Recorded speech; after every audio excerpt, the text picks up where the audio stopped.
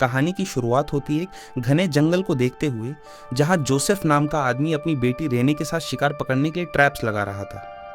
Joseph एक professional Hunter है जो अपनी वाइफ और बेटी के साथ पिछले कई सालों से इसी जंगल में रहता है। ये लोग शिकार किए हुए जानवर का गोश्त खाकर और उनकी खाल सेल करके अपना गुजारा करते थे। जोसेफ हर शिकार के बाद उस जानवर की डिटेल्स और ट्रैप का तरीका अपनी नोटबुक में नोट करता था। क्योंकि जोसेफ एक माहिर शिकारी है, इसीलिए वो साथ साथ रेने को भी शिकार करना सिखा रहा है। रेने ने अपने डैड से जंगल में सरवाइव करने के बहुत सारे तरीके सीख लिए हैं, लेकिन रेने अभी बहुत छोटी है, इसीलिए वो अभी शिकार करना इतना अच्छे से नहीं जानती। हमेशा की तरह बाप बेटी जंगल में जाकर अपने लगाए हुए ट्रैप्स चेक कर रहे थे। तभी दोनों देखते हैं कि इनके एक ट्रैप में एक जानवर की कटी हुई टांग थी, बाकी जानवर वहां से गायब था। ये देखकर बाप बेटी परेशान हो जाते हैं। तब रेने बोलती है कि ये काम जरूर उसका हो सकता है, वो वापस आ गया है। रेने किस बारे बात कर रही थी ये अभी हमें नहीं बताया जाता, लेकिन दोनों का फेस देखकर ये बात समझ आ रही थी कि वो जो कुछ भी है बहुत खतरनाक है, जो पहले भी इनके ट्रैप किए हुए जानवर खा जाता है। ऐसा आज इनके साथ पहली दफा नहीं हुआ। जोसेफ वॉकी टॉकी पर अपनी वाइफ एन को कहता है कि वो सिटी जाकर जानवरों की खालें सेल कराए, क्योंकि आज उन्हें कोई भी शिकार नहीं मिला। जोसेफ और रेने के साथ उनका एक डॉग भी है जो शिकार पकड़ने में इनकी हेल्प करता है, लेकिन खाना ज़्यादा न मिलने की वजह से वो काफ़ी कमज़ोर हो चुका है। इधर एन खालें लेकर सिटी की तरफ निकल जाती है, लेकिन वो बहुत परेशान लग रही थी क्योंकि दिन ब दिन खालों का रेट कम होता जा रहा है, इसीलिए उन्हें पूरे पैसे नहीं मिलते और इनके हालात बहुत बुरे होते जा रहे हैं। यहाँ तक कि खाने का सामान लेना भी अब मुश्किल हो रहा है। शॉपकीपर एन को बताता है कि आम जानवर की खाल सस्ती सेल होती है, अगर आपको ज़्यादा पैसे चाहिए तो आपको वुल्फ की खाल लानी होगी। लेकिन एन जानती है कि वुल्फ का शिकार करना आसान काम नहीं। शॉप से निकलते हुए एन को कुछ पोस्टर्स दिखाई देते हैं जिन पर किराए के घर और जॉब्स का लिखा हुआ था। एन दिल ही दिल में सोच रही थी कि काश उसका घर सिटी में होता और वो भी कोई अच्छी सी जॉब कर रही होती, लेकिन ये लोग शुरू से ही जंगल में रहते हैं, इसीलिए इन्हें शिकार के अलावा कुछ भी नहीं आता।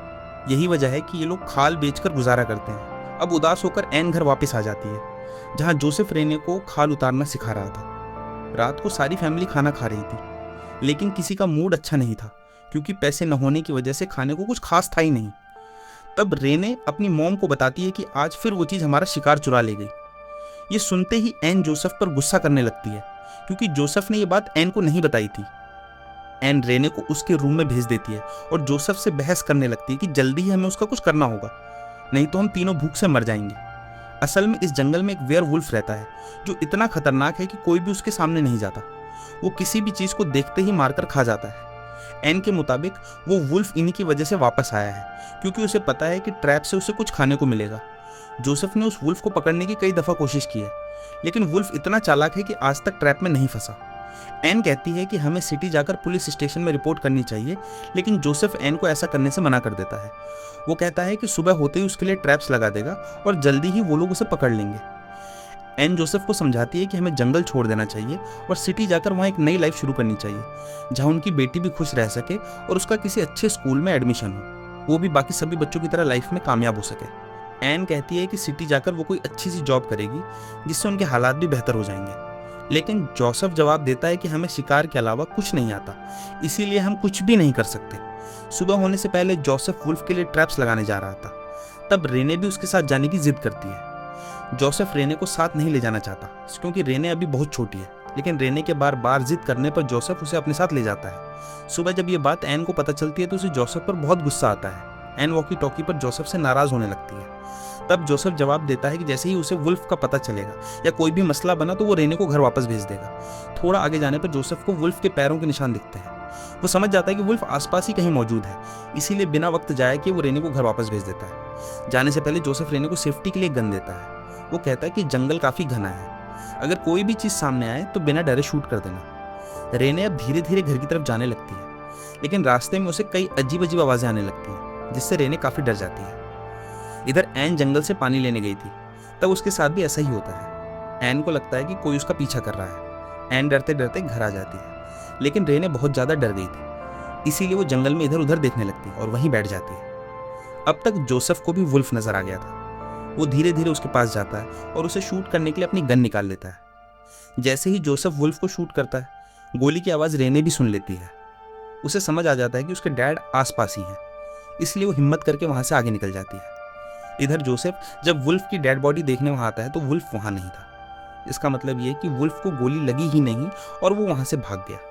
ये देखकर जोसेफ काफ़ी परेशान हो जाता है। तभी उसकी नज़र सामने एक लड़की के कटे हुए हाथ पर जाती है जिसे वो वुल्फ खा रहा था। ये देखकर जोसेफ बहुत ज़्यादा घबरा जाता है क्योंकि थोड़ी देर पहले ही उसने रेने को अकेले घर भेज दिया था। जोसेफ डर गया था कि कहीं रेने वुल्फ का शिकार न बन गई हो। जोसेफ अब जल्दी से आगे बढ़ जाता है। आगे का मंजर देखकर जोसेफ के पांव तले ज़मीन ही निकल जाती है क्योंकि सामने बहुत सारी लेडीज़ की डेड बॉडीज़ पड़ी हुई थी जिन्हें बहुत ब्रूटल तरीके से काट कर मारा गया था। इन्हें देखकर साफ समझ आ रहा था कि ये काम किसी वुल्फ का नहीं बल्कि कोई इंसान ही कर सकता है। जंगल में कोई तो है जो लड़कियों को मार रहा है। जोसेफ अब अपनी वाइफ और बेटी के लिए बहुत ज़्यादा परेशान हो जाता है क्योंकि वुल्फ को तो वो संभाल लेगा, लेकिन इस खतरनाक कातिल से बच पाना बहुत मुश्किल है। जोसेफ को जल्दी ही कुछ करना होगा, नहीं तो उसे भारी नुकसान उठाना पड़ेगा सकता है। घर आकर जोसेफ के दिमाग में बस यही कुछ चल रहा था। वो चुपचाप बैठकर सोच रहा था कि कैसे वो अपनी फैमिली को उस किलर से बचा सकता है। जोसेफ ये बात अपनी वाइफ और बेटी को नहीं बताता क्योंकि वो डर ना जाए। सुबह होते ही जोसेफ दोबारा उसी जगह चला जाता है जहां लेडीज की डेड बॉडीज पड़ी हुई थी। थोड़ी देर बाद वो एन को वॉकी टॉकी पर झूठ बोल देता है कि आज वो वुल्फ को पकड़ने आया है। जब तक वो उसका शिकार नहीं कर लेगा वो घर वापस नहीं लौटेगा। असल में जोसेफ वुल्फ का नहीं बल्कि उस किलर का शिकार करने गया था। थोड़ी देर बाद दोनों माँ बेटी नदी के किनारे थी। तभी रेने फील करती है कि उसका डॉग काफी समय से कहीं गायब है। वो परेशान हो जाती है क्योंकि रेने अपने डॉग से बहुत प्यार करती है। अब रेने डॉग को ढूंढने अकेली ही जंगल में निकल जाती है। तभी सामने उसका वही वुल्फ आता है जो काफी समय से इनके शिकार चुरा लिया करता था। वुल्फ को देखते ही एन भी वहां आ जाती है। वो माँ बेटी बहुत ज्यादा डर जाती है। तब एन को जोसेफ की बात याद आती है कि उसने उन्हें बताया था कि जब भी कोई जानवर उन पर हमला करने की कोशिश करे तो वो ऊंची ऊंची आवाज में चिल्लाना शुरू कर दे, जिससे वो जानवर डरकर वहां से भाग जाएगा। एन अब ऊंची ऊंची आवाज में चिल्लाना शुरू कर देती है। उनका ये प्लान काम कर जाता है क्योंकि वुल्फ डरकर वहां से भाग गया था। मौका मिलते ही दोनों माँ बेटी भागकर घर आ जाती है, लेकिन उनका डॉग अभी भी बाहर कहीं है। इसीलिए एन अपनी गन उठाकर डरते डरते डॉग को ढूंढने निकल जाती है। जंगल में जाकर उसे अपना डॉग मिल तो जाता है, लेकिन अब तक वुल्फ ने उसे मार दिया था। एन यह देखकर अंदर से टूट जाती है। उसे अपने डॉग की मौत से बहुत दुख होता है। घर वापस आकर एन रेने से झूठ बोल देती है कि उनका डॉग जंगल में कहीं नहीं मिला, लेकिन वो उसे हौसला देती है, ये बोलकर कि जैसे ही उसके डैड घर वापस आएंगे तो हम डॉग को जरूर ढूंढ लेंगे। रात को दोनों माँ बेटी खाना खाकर सो जाती है। अगली सुबह भी जोसेफ घर वापस नहीं आता, न ही वॉकी टॉकी पर उसका कोई मैसेज आया था। ये देखकर एन को कुछ गलत महसूस होता है। वो अपने हस्बैंड के लिए परेशान हो जाती है। इसके बाद दोनों दोबारा से जंगल जाती है अपने ट्रैप्स में शिकार देखने, जहां जाकर इन्हें पता चलता है कि आज फिर से इनका शिकार ट्रैप से गायब है। वहां एन को एक रिंग दिखाई देती है जिसे देखकर वो हैरान रह जाती है। उसके हाथ डर से कांपने लगते हैं। ये रिंग उसी लड़की की हो सकती है जिसे वुल्फ ने खाया होगा। अब तंग आकर एन सिटी पुलिस स्टेशन जाती है। वहां जाकर वो वुल्फ के खिलाफ रिपोर्ट लिखवाती है ताकि जितना जल्दी हो उसे पकड़ा जा सके। इतने में एक फॉरेस्ट रेंजर ऑफिसर एक भालू की डेड बॉडी लेकर जंगल से गुजर रहे थे।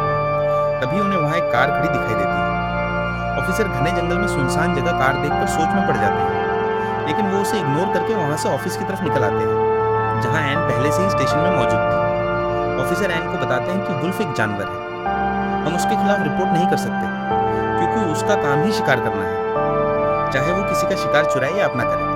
वैसे भी जंगल इनसाइड एरिया इस पुलिस स्टेशन के अंदर नहीं आता। एन समझ जाती है कि वहां से उसे कोई मदद नहीं मिलने वाली, इसीलिए वो उदास होकर वहां से निकल जाती है। आज उनके ट्रैप में एक हिरण का बच्चा फंसा था जिसे वापस जाते हुए एन अपने साथ घर ले जाती है। जोसेफ अभी तक घर नहीं आया था। उसे घर से गए हुए एक और दिन हो चुका था और अब उनके पास खाना पानी बिल्कुल खत्म हो चुका था। दूसरा मसला यह था कि वुल्फ भी उनके सिर पर सवार था, इसलिए जो कुछ भी करना था एन को ही करना था। इसके बाद एन रेने को जानवर की खाल उतारना सिखाती है। बाद में ये दोनों खाना बनाकर उसे खाती हैं और सोने चली जाती हैं। आधी रात को जंगल से काफी अजीब अजीब आवाजें आ रही थी, इसीलिए दोनों माँ बेटी डरकर उठ जाती हैं और जल्दी से अपनी गन निकालकर बाहर देखने जाती हैं। तब बाहर एक अनजान आदमी था जिसकी हालत बहुत खराब थी। आदमी एन से मदद मांगता है क्योंकि वो बहुत जख्मी था और ऐसा लग रहा था कि वो मरने के बिल्कुल करीब है। एन जल्दी से आदमी को घर के अंदर ले आती है। अगली सुबह जब रेने आदमी के पास जाती है तब आदमी होश में आ जाता है, जो देखकर रेने एकदम से डर जाती है। वो भागते हुए अपनी मॉम को उठाती है। आदमी का प्यास की वजह से गला सूख रहा था, इसीलिए एन जल्दी से आदमी को पानी पिलाती है। बाद में वो उसकी टांग देखती है जो काफी बुरी तरह कटी हुई थी, जो देखकर एन जल्दी से उसकी टांग पर टंकी भी लगा देती है। रेने को इस आदमी पर शक होने लगता है कि यह आधी रात को जंगल में क्या कर रहा था। इसीलिए वो अपनी मॉम से कहती है कि डैड ने किसी भी अनजान इंसान पर भरोसा करने से मना किया है, जिस पर एन ने जवाब देती है कि उसकी हालत बहुत ख़राब है, अगर हम उसकी मदद न करते तो वो मर जाता। वैसे भी अगर तुम्हारे डैड यहाँ होते तो वो भी इसकी ज़रूर मदद करते। 2 दिन बाद जब दोबारा से फॉरेस्ट ऑफिसर वहाँ से गुजर रहे थे तो वो कार अभी भी वहीं खड़ी थी। ऑफिसर परेशान हो जाते हैं कि पिछले 2 दिन से ये कार यहाँ खड़ी है, इसीलिए वो उस कार का नंबर अपनी नोटबुक में नोट कर लेते हैं। इधर आज 2 दिन बाद उस आदमी को भी होश आती है। तब वो एन को अपना नाम लू बताता है। एन लू से पूछती है कि तुम अकेले इस घने जंगल में क्या कर रहे थे, तुम्हारे यहाँ आने की क्या वजह है। लू बताता है कि मैं एक प्रोफेशनल फोटोग्राफर हूँ, मैं अलग अलग जंगल्स में जाकर वहाँ की पिक्चर्स बनाता हूँ। मैं इस जंगल से गुजर रहा था, तभी रास्ते में मेरी कार खराब हो गई, इसीलिए मैं कार वहीं छोड़कर पैदल ही वहाँ से निकल गया। आगे जाते हुए मेरे ऊपर किसी ने हमला कर दिया, जो शायद एक वुल्फ था। रात अंधेरी थी, इसीलिए वो मुझे सही से नजर नहीं आया। यहाँ हमें पता चलता है कि जो कार फॉरेस्ट ऑफिसर को मिली थी वो लू की ही थी। अब ऐसे ही काफी दिन गुजर जाते हैं। लू अब पहले से काफी बेहतर हो चुका है और वे रोज वुल्फ को पकड़ने की कोशिश करती हैं, लेकिन आज तक वुल्फ उनके हाथ नहीं आया। इधर हम फॉरेस्ट ऑफिसर को देखते हैं, जो जंगल की वजह से काफी परेशान दिखाई दे रहे थे, क्योंकि दिन ब दिन जंगल से लोग गायब होते जा रहे थे, खासकर लड़कियां। ऑफिसर फैसला करते हैं कि वो खुद जंगल में जाकर इस बात का पता लगाएंगे, जो उनकी सबसे बड़ी गलती हो सकती है। ऑफिसर अब जंगल में आगे बढ़ते हैं, तभी अचानक उनका पांव एक ट्रैप में फंस जाता है, जो एन और रेने ने लगाया था। ऑफिसर खुद को आजाद करने के लिए जैसे ही थोड़ा हिलते हैं, तभी उनका हाथ भी ट्रैप में फंस जाता है। ऑफिसर अब यहाँ से कहीं भी नहीं जा सकते, यहीं वो फंस चुके हैं। पुलिस स्टेशन में जब एक ऑफिसर आती है, तब वो फॉरेस्ट ऑफिसर की वाइफ का वॉइस नोट सुनती है, जहां वो बता रही थी कि उसके हस्बैंड कल रात से घर वापस नहीं आए। लेडी ऑफिसर उससे बात करने की कोशिश करती है, लेकिन सामने से कोई भी रिस्पॉन्स नहीं आता। इसीलिए लेडी ऑफिसर भी उस ऑफिसर के पीछे जंगल में निकल जाती है। अब तक एन भी जोसेफ के लिए काफी परेशान हो चुकी थी, क्योंकि लगभग 1 हफ्ता हो गया था और जोसेफ अभी तक घर वापस नहीं आया।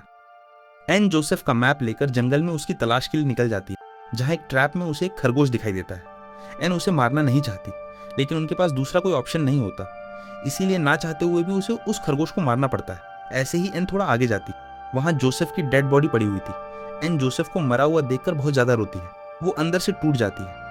तब एन को समझ आता है कि जोसेफ को किसी वुल्फ ने नहीं मारा, बल्कि लू ने मारा है। लू ही वो किलर है, जो लेडीज को मारकर जंगल में लाता है। जोसेफ ने उसे पकड़ लिया था, लेकिन लू ने जोसेफ को मार दिया। लेकिन तब तक जोसेफ ने लू को इतना जख्मी कर दिया था कि उसकी हालत मरने के बिल्कुल करीब पहुंच चुकी थी। ये बात एन के लिए काफी डिस्टर्बिंग थी, क्योंकि जिस आदमी की उसने मदद की है वो ही उसके हस्बैंड का कातिल है। एन अब फौरन घर की तरफ भागती है, क्योंकि रेने घर पर बिल्कुल अकेली थी और लू भी उसके साथ ही था। इधर लेडी ऑफिसर अब तक जंगल में पहुंच चुकी थी। फॉरेस्ट ऑफिसर को जब महसूस होता है कि उसके आसपास कोई है, तो वो मदद के लिए अपनी गन से कुछ गोलियां चलाता है, जिससे लेडी ऑफिसर को उसका पता चल जाता है। इसीलिए वो फौरन वहां जाकर स्टेशन से मदद मंगवा लेती है। एन भी धीरे धीरे घर के अंदर जाती है, जहां वो रेने को देखती है, जो बिल्कुल आराम से सो रही थी। लेकिन लू वहां नहीं था, क्योंकि वो दरवाजे के पीछे छुपा हुआ था। लू को पता चल चुका था कि एन उसका सारा राज जान चुकी है। वो फौरन एन पर हमला कर देता है। एन और लू आपस में लड़ने लगते हैं, जिस बीच एन की गन से एक गोली चल जाती है। गोली की आवाज से रेने की भी आंख खुल जाती है। इससे पहले कि रेने अपनी माँ की मदद कर पाती, तब तक लू ने उसे मारकर बेहोश कर दिया था। अब तक ऑफिसर की मदद के लिए जंगल में पुलिस भी आ गई थी, लेकिन बुरी बात यह थी कि तब तक ऑफिसर खून ज्यादा निकल जाने से वहीं अपनी जान दे चुके थे। ऑफिसर को जंगल में खून दिखाई देता है, इसीलिए वो उसका पीछा करने लगते हैं। इधर एन को जब होश आता है, तब लू उससे उनकी कार की चाबी मांग रहा था। एन लू को कार की चाबी देने के लिए तैयार थी, लेकिन पहले वो उससे अपनी बेटी रेने के बारे में पूछती है। लू इस बात का कोई जवाब नहीं देता, लेकिन वो एन को इतना जरूर बताता है कि ऐसा कभी भी ना होता अगर तुम्हारा हस्बैंड मेरे काम के बीच ना आता और मुझे मेरा काम करने देता। मैंने अपना राज छुपाने के लिए पहले जोसेफ तुम्हारे हस्बैंड को मारा, और अब मैं तुम्हें भी मार दूंगा। एन को पास एक ट्रैप दिखाई देता है। मौका देखते ही एन वो ट्रैप लू के मुंह पर मार देती है। इसके बाद पास पड़ी एक चीज से वो उस पर हमला करके उसे बेहोश कर देती है। जैसे ही एन दूसरे रूम में जाती है, तब सामने देखकर वो बहुत ज्यादा रोती है, क्योंकि सामने रेने की डेड बॉडी पड़ी हुई थी। एन अपनी बेटी के लिए बहुत ज्यादा रोती है। वो गुस्से से पागल हो चुकी थी। उसने ठान लिया था कि अब वो लू को नहीं छोड़ेगी। वो अपने हस्बैंड और बेटी का बदला लू से जरूर लेगी। इसके बाद एन लू को एक रस्सी से लटका देती है और खुद उसके हेडफोन लगाकर गाने सुनने लगती है। साथ वो तेज धार वाले औजार उठाती है और लू की बॉडी से खाल उतारने लगती है। लू बिल्कुल किसी जानवर की तरह लटका हुआ था और एन बेरहमी से उसकी खाल उतारने में लगी हुई थी। ये मूवी का सबसे क्रीपी सीन था। इतने में खून का पीछा करते हुए पुलिस भी उनके घर के आसपास आ चुकी थी, लेकिन तब तक एन ने अपना काम कर लिया था। उसने लू की सारी बॉडी से खाल उतार दी थी। एन लू के फेस की स्किन अपने साथ बाहर ले आती है। पुलिस ऑफिसर ये देखकर काफी हैरान और परेशान हो जाते हैं। ऑफिसर अंदर जाके लू को देखते हैं, जो अभी भी जिंदा था, लेकिन उसकी हालत इतनी खराब थी कि वो दर्द से तड़प रहा था। इधर एन गाने सुनते हुए एक जगह आकर बैठ जाती है और अपने हस्बैंड और बेटी को बहुत ज़्यादा याद करती है, और इसी के साथ ये मूवी यहीं एंड हो जाती है। आपको ये मूवी कैसी लगी कमेंट्स में ज़रूर बताना। चैनल को सब्सक्राइब ज़रूर करें। धन्यवाद।